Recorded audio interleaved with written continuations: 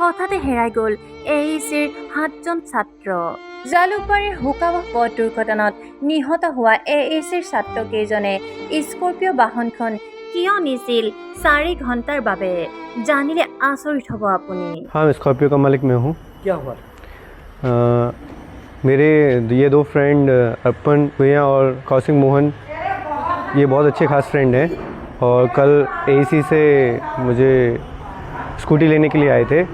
तो मेरे पास स्कूटी तो अवेलेबल नहीं था, तो फिर थोड़ी काफ़ी देर हम लोग ने साथ में बात किया बैठे। उसके बाद बोला भैया एक काम करो, 3-4 घंटे के लिए आप मुझे कार दे दो, थोड़ा घूम के मैं आता हूँ। तो फिर मैंने बोला ठीक है, थोड़ा सेफली जाना और फ्यूल जो भी है डला देना। उसके बाद पहले भी हम लोग ऐसे साथ घूमने गए हैं इनके साथ, तो मतलब अच्छे दोस्त थे मेरे।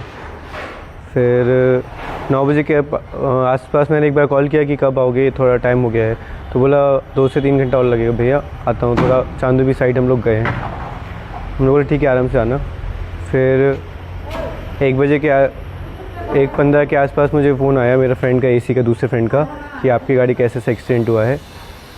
तो फिर मतलब यही सुनने के बाद मतलब थोड़ा बहुत बुरा लगा मुझे।